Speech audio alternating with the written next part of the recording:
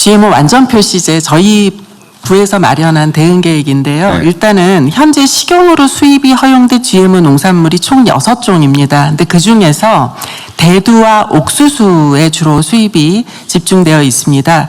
GMO 완전 표시제가 도입되면 당연히 넌 GMO 제품에 대한 수요는 증가할 것이라고 전망이 됩니다. 다만 이게 또 물가 상승 영향 이거를 염려하시는 분들이 있는데 저희들이 판단하기로는 물가에 미치는 영향은 제한적일 것이라고 보고 있습니다. 특히 현재 GMO 원료 사용 비중이 높은 식용유지류 그러니까 이 콩기름인데요. 콩기름 같은 경우에는 넌 GMO 원료인 국산콩을 사용할 가능성이 매우 높다고 생각을 하고 있습니다. 다만 국산콩 이제 사용에 있어서 문제는 뭐냐면 국산콩이 수입콩하고 비교하면 가격이 좀 높습니다. 그렇다 보니까 저희들 과제는 국산콩의 생산성을 더 제고해서 가격 경쟁력을 확보하는 것 그리고 식품업계가 그 가격이 비쌈에도 불구하고 프리미엄 시장을 겨냥해서 우리 국산콩 소비를 유도할 수 있도록 정책적 지원을 초기에 좀 하려고 생각하고 있습니다. 다음 페이지로 바로 넘어가겠습니다. 그래서 저희들이 지금 생각하고 있는 대응 방안은 크게 3가지입니다. 첫 번째는 GMO 완전 표시제 도입에 따라서 그 제도가 완벽하게 정착을 해야 되니까 이제 식약처 등을 비롯한 관계부처하고 또 이해관계자들이 여럿 있습니다. 함께 그 제도 개선 방안을 계속 협의를 하도록 하겠습니다. 특히 식품 산업과 물가에 미치는 영향, 이제 이 부분에 대해서 조금 더 섬세하게 들여다보고 국산 농산물 소비 확대 가능성을 집중해서 분석하도록 하겠습니다. 두 번째는 GMO 완전 표시제 도입을 계기로 해서 국산콩 산업이 육성되는 계기로 삼고자 합니다. 먼저 우리 생산자들에게는 생산시설을 보다 현대화하고 전략작물 직불금 등을 통해서 국산콩의 생산성이 제고될 수 있도록 해 나가겠습니다. 그리고 국산콩을 활용하는 그 식품 가공업체 대상으로 국산 콩기름 생산 라인을 새로 구축하게 한다거나 제품화부터 홍보, 판로 개척까지 지원하도록 하겠습니다. 그리고 아울러서 국산 비축콩을 식품업체에게 낮은 가격으로 공급을 해서 원가 부담도 완화하도록 하겠습니다. 마지막으로 넌 GMO 원료 공급망 다변화도 필요하다고 생각합니다. 그리고 소비자 인식 개선도 필요합니다. 예산 당국하고 협의해서 넌 GMO 원료 공급처 다변화 방안을 강구할 예정이고 국산 원료 구매 자금 지원이라든가 계약 재배 등도 확대하도록 하겠습니다. 그리고 소비자 단체랑 계속 협력해서 넌 GMO하고 GMO 식품의 정보와 가격 등에 대해서 끊임없이 비교하고 그 정보를 제공하도록 하겠습니다. 그래서 저희들이 다음 달부터 그 계획을 좀 마련했습니다.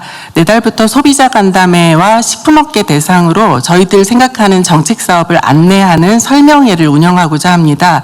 특히 저희들이 미리 좀 준비를 했습니다. 그래서 올해 하반기에 국산콩 생산 농가하고 식품기업이 협업을 해서 프리미엄 국산 콩기름을 출시할 예정입니다. 9월 달에 출시될 예정이고요.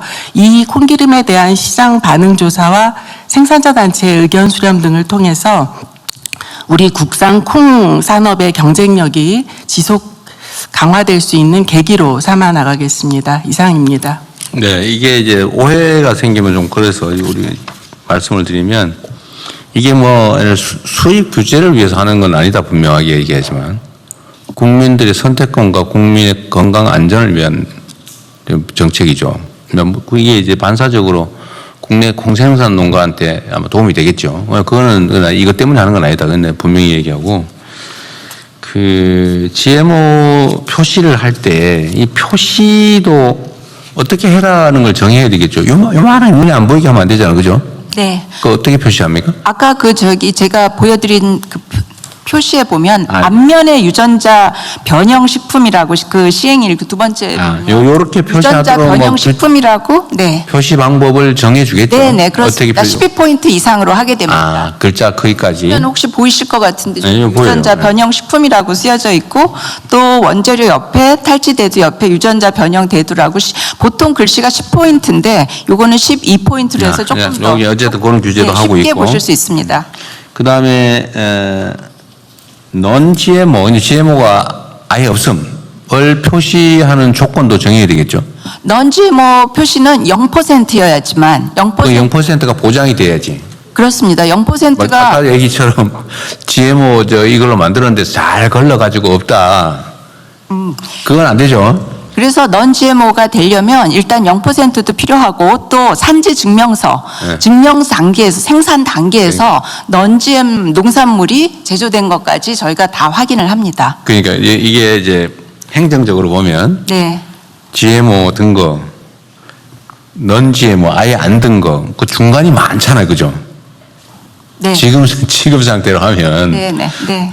GMO 표시된 거 요만큼 0.3% 이상, 3% 이상 들어있는 거, 넌 GMO 확실히 증명된 GMO 없는 거, 요거는 일부고 거의 대부분은 표시가 안 돼서 들었는지 안 들었는지 알 수 없는 이런 상태인 거죠. 그것이 대부분이 간장, 물엿, 식용유입니다. 그 종류에서. 네, 네. 간장, 물엿, 식용유 중에서. 간장, 물엿, 식용유는 지금 간장 같은 경우는 대부분 지금 그 GMO 탈지대두로 많이 만들고 있기 때문에 간장은 사실 지금도 알겠습니다. non-GMO가 좀 많습니다.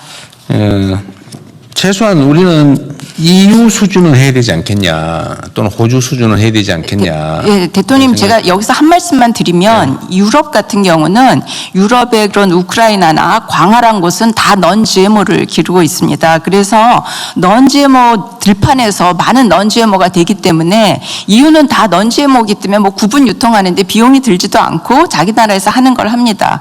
그런데 우리나라는 미국이나 또는 뭐 브라질, 우크라이나 등에서 이렇게 들어오는데 이게 들어올 때 어떤 배로 들어오느냐에 따라서 그 배에 남아있던 GM 콩이 한 3알 정도 남아있을 수도 있지 않습니까? 그리고 또 그런 부분 때문에 유통의 문제, 그 다음에 이제 미국 같은 데서 GM 밭이 있고 non GM 밭이 있는데 네. GM 밭에서 바람이 불어서 non GM 밭에 가거나 또 새가 그 콩을 이쪽으로 해서 그래서 이게 좀 유통이 그게 비의도적 혼입지의 개념입니다, 대통령님. 그러고 들어올 때 GM용 아니, 배나 GM용 아니. 트럭이 있지 않습니다. 아니, 그렇게 뭐 그렇게 해서. 바람에 날려서 끼는 얘기하는 건 실제로 아니고. 그래서 실제로 GMO 그렇게 콩으로 만들었는데 또는 GMO로 생산된 식물로 만들었는데 네. 그런데 흔적이 없다. 고 할 경우에 그걸 뺄 거냐, 안 뺄 거냐. 그건 표시는 해줘야 된다는 내 생각이다 그 말이에요. 아니 GMO 콩을 만들었다고 해야지 왜 안 한 척해? 라는 게 제 생각이에요. 하여튼 나중에 합시다. 네, 네, 네. 여러 가지 농식품부에 하나 뭐 물어볼게요. 지금 그리고 참 우리 청장님 내가 참 그 얘기는 하나 해야 되겠는데 만약 유럽 우크라이나나 이런 그 인근에서 non-GMO로 생산된 콩이 많기 때문에 네. 뭐 큰 가격차가 없기 때문에 가격이 크지 않고 공급이 많이 되기 때문에 이렇게 할 수 있는 거다 이런 말씀이신 것 같은데 네, 네, 네. 우리는 어차피 수입하잖아요. 그러면 우크라이나산 non-GMO를 사오면 되지. 이건 말이 안 되지. 그런데 우크라이나산 non-GMO도 이런 것들이 다 재배 면적이 또 정해져 있습니다. 땅이라는 게 한정되어 있어서. 아니 그러니까 그러면 우리가 그런 계약 재배를 하기 때문이다 이 말씀 네네. 같은데 네, 그러면 그래서 계약 재배. 네. 계약 재배 10% 더 주고 계약 재배 우리가 하면 되죠.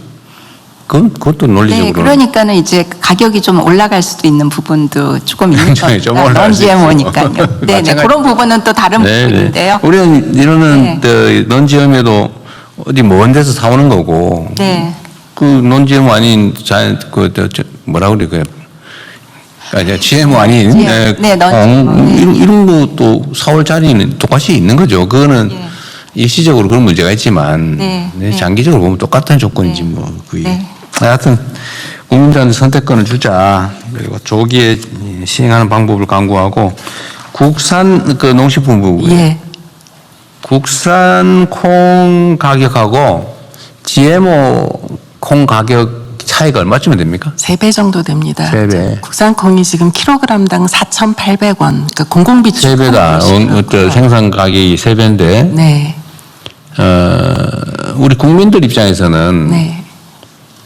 지금 국민들의 소득 수준도 올라가고 또 건강에 대한 관심도 매우 높아져서 사실 GMO 이게 현재 과학기술, 의학기술 수준에서 문제가 없다라고 판단하는 거지 완벽하게 안전하다는 게 증명된 건 아니잖아요.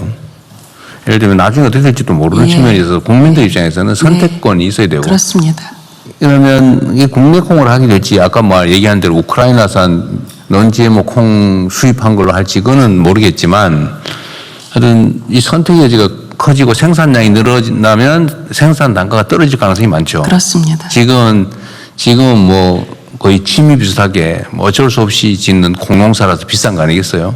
팍 떨어질 가능성이 있지 않습니까? 예, 박콩하고 농콩 이렇게 있고요. 네. 저희가 7만 4천 헥타에서 콩 재배하고 있고 작년 기준으로 하면 15만 6천 톤 생산했습니다. 그런데 공공비축으로 한 게 6만 톤이고요. 나머지가 이제 시장에서 그 유통되고 있는 물량입니다. 하여튼 이게 그렇게 뭐 쉬운 문제는 아닙니다. 이게 아주 오래된 논쟁거리잖아요. 그죠? 식약처장 입장에서 매우 어려운 주제일 거예요. 정말 어렵죠. 기준은 어떻게 할 거며, 이 정말로 불안한 건지, 또, 이때까지 해왔던 아주 오래된 이 시스템을 이렇게 순식간에 뜯어고치는 게 과연 적절한지 고민이 많을 것 같긴 해요. 이해합니다. 이해하는데, 그럼에도 불구하고, 이런 기회 아니면 언제 고치겠어요? 하여튼, 좀 더 심층적으로 좀 검토해가지고 다시 한번 얘기해보죠. 네, 알겠습니다. 시행 시기나 시행 단위나 네. 강도나 이런 것들도 네, 네, 다시 한번 검토해서 보고해 주시기 바랍니다. 네. 대통령님, 이 관련해서 통상 당국 입장에서는 이 이슈가 특히 수입품에 대해서